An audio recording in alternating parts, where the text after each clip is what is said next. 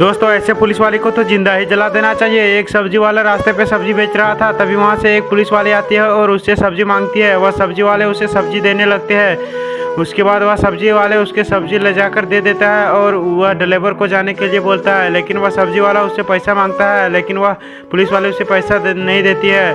तभी दोस्तों आगे सौगजनी देखकर आप भी हैरान हो जाइएगा, मगर इससे पहले चैनल को लाइक और सब्सक्राइब जरूर करें। तभी वह पुलिस वाले नीचे उतरती है और उससे एक थप्पड़ मार देती है और जाकर उसका सब्जी सब फेंकने लगती है रास्ते पर।